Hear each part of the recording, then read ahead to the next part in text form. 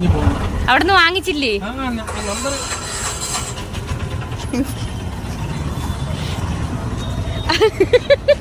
എടുക്ക്.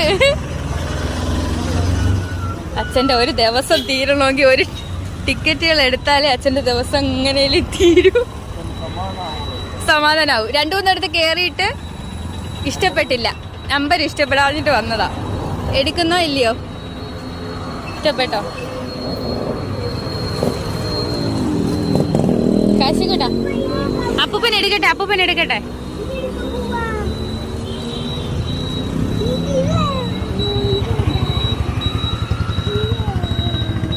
മുട്ട